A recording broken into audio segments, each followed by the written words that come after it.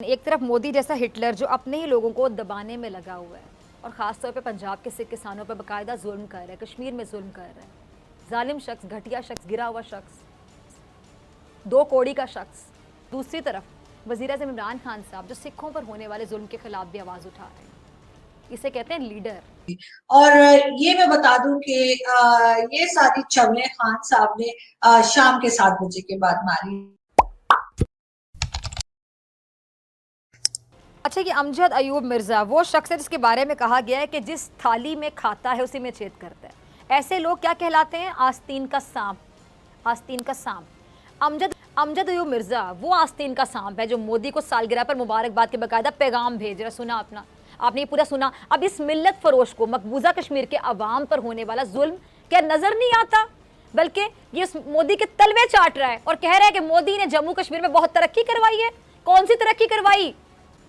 इस बेहिस शख्स को भारतीय फौज की गोलियों और पैलेट गन का निशाना बनने वाले मासूम निहत्ते कश्मीरी क्या नजर नहीं आते हैं? The permanent representative of Pakistan misled this assembly by displaying this picture to spread falsehoods about India, a fake picture to push a completely false narrative.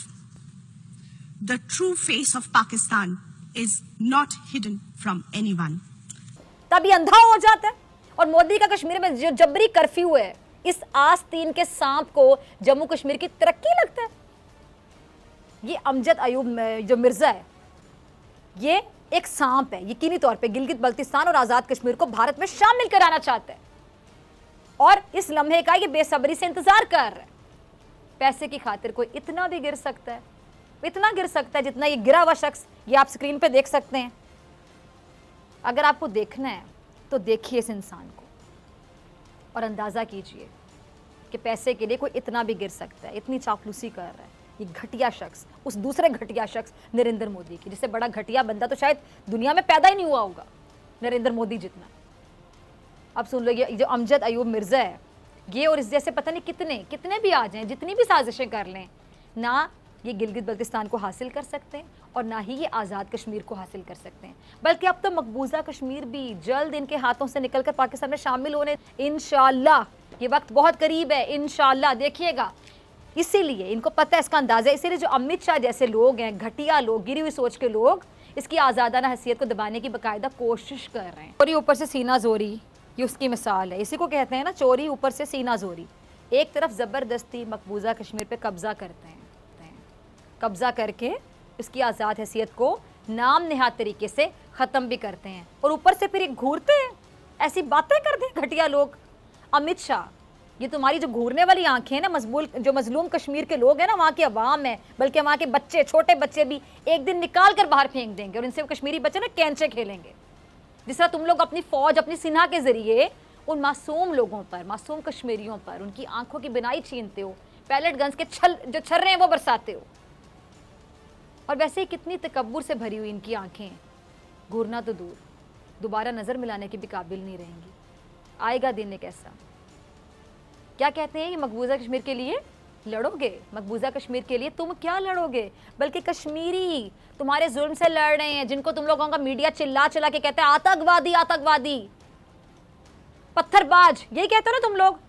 वो डरते नहीं है तुम लोगों से, उनके हौसले तुम लोग दबा नहीं सकते। जितनी मर्जी पैलेट गन्स पकड़ लो, जितनी मर्जी बंदूकें पकड़ लो, जितना मर्जी असलाह ले आओ, जितनी मर्जी लाखों की तादाद में वहां पे फौज भेज दो, सेना भेज दो, वो नहीं डरने वाले तुम लोगों से, क्योंकि वो आज़ादी के लिए जिद्दोजहद कर रहे हैं, लड़ाई कर रहे हैं। वो they are freedom fighters.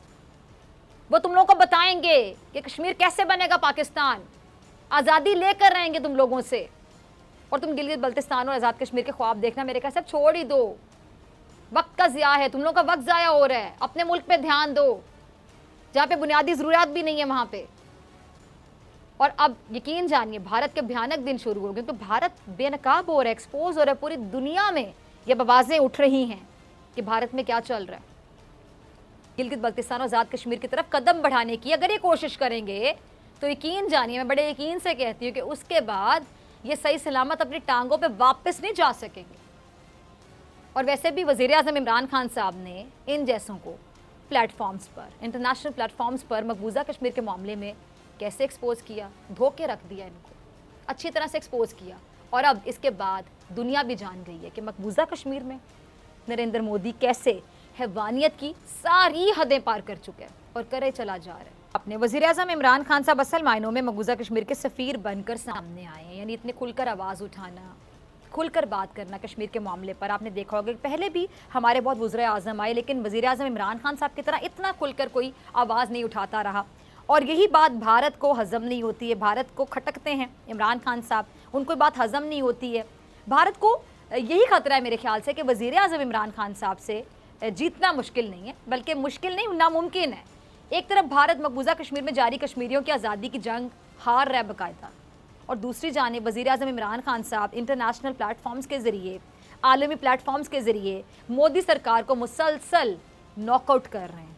Knockout कई दहाइयों से मकबूजा कश्मीर में जुल्म जारी, इतने डेकेड्स गुजर चुके, और अब जुल्म की जो आग है यकीनन बुझने वाली है। कहते हैं ना कि जुल्म जब हद से बढ़ जाता है तो मिट जाता है। अच्छा नाज़रीन, मोदी गिलगित बल्तिस्तान और आज़ाद कश्मीर की तरफ आपको पता है किन नज़रों से देख रहा है, क्या ख्वाब देख रहा है, लेकिन ये भूल रहा है कि भारत का अपना जो पंजाब है वही महफूज नहीं, वही खालिस्तान बनने जा रहा है। नजर इसकी हमारे पाकिस्तान पर है, पाकिस्तान को तोड़ने की के ख्वाब देखता है, साजिशें करता है, और हर दफा मुंह की खाना पड़ती है इस घटिया शख्स को।